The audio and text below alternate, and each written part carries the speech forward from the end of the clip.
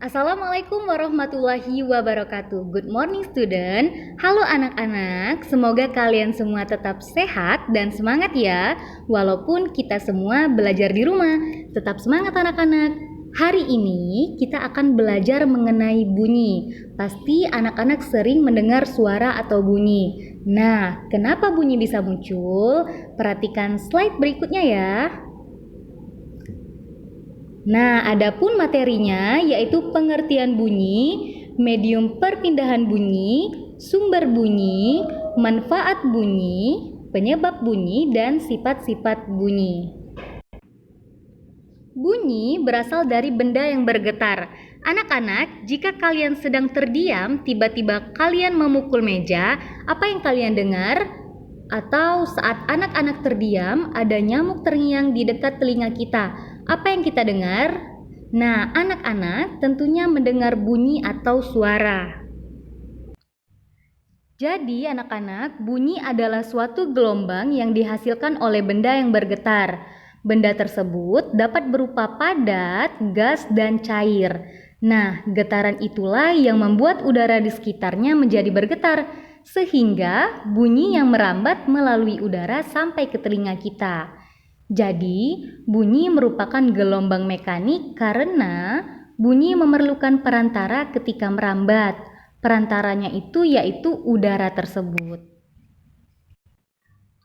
Adapun syarat terjadinya bunyi yaitu yang pertama adanya medium atau zat perantara. Nah, bunyi merambat melalui zat gas seperti udara, contohnya suara petir yang kita dengar. Dan dapat pula merambat melalui zat cair, contohnya proses pencarian kapal tenggelam. Dan juga ada bunyi yang dapat merambat lewat zat padat. Contohnya ketika kita mendengar suara kereta api, di mana kita menempelkan telinga kita di rel, walaupun keretanya masih jauh, itu tetap terdengar.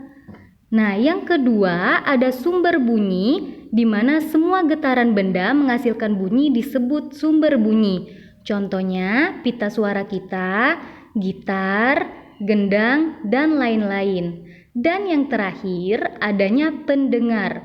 Pendengar itu seperti kita manusia dan hewan. Benda-benda yang menghasilkan bunyi disebut sumber bunyi. Kita menghasilkan bunyi karena ada pita suara. Nah, berdasarkan kuat lemahnya atau frekuensinya, bunyi dibedakan menjadi 3, yaitu infrasonik, audiosonik, dan ultrasonik. Jadi, bunyi itu ada frekuensinya anak-anak. Nah, frekuensi itu adalah banyaknya getaran yang terjadi tiap 1 detik. Untuk kuat lemahnya ditentukan oleh yang namanya amplitudo. Amplitudo itu adalah simpangan terjauh dari kedudukan benda pada saat tidak bergetar. Bagaimana anak-anak sampai di sini mengerti? Infrasonik adalah bunyi yang sangat lemah. Untuk didengar manusia, jumlah getarannya kurang dari 20 getaran per detik. Untuk audiosonik, bunyinya dapat kita dengar dan merupakan bunyi yang frekuensinya dapat didengar telinga manusia dengan rentang frekuensi antara 20 sampai 20 ribu getaran per detik. Yang terakhir ada ultrasonik, di mana bunyi ini yang sangat kuat, jumlah getaran lebih dari 20 getaran per detik. Bunyi ini tidak dapat kita dengar. Adapun sifat-sifat bunyi, yang pertama, bunyi memerlukan medium dalam perambatannya. Yang kedua, bunyi dapat dipantulkan oleh benda yang keras. Dan yang terakhir, bunyi dapat diserap oleh benda yang lunak.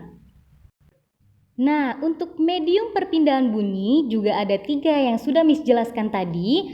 Ada melalui benda padat, melalui benda cair, dan yang terakhir ada melalui gas. Nah, untuk lebih jelasnya anak-anak bisa lihat slide berikutnya, sudah Miss sediakan videonya. Selamat menyaksikan dan selamat memahaminya. Nah, selanjutnya manfaat bunyi. Bunyi mempunyai banyak manfaat. Di antaranya adalah Yang pertama, mendeteksi penyakit seperti tumor. Yang kedua, ada mendeteksi janin dengan USG. Yang ketiga, mendeteksi kedalaman laut, mendeteksi ranjau atau kapal tenggelam. Dan ada juga mendeteksi kandungan minyak dan mineral. Nah, bagaimana anak-anak? Apakah anak-anak sudah memahami pembelajaran hari ini? Jika anak-anak ada kesulitan, boleh tanya di kolom komentar atau WhatsApp Miss Bella. Untuk catatan hari ini, anak-anak kerjakan latihan IPA subtema 1 pada modul ya.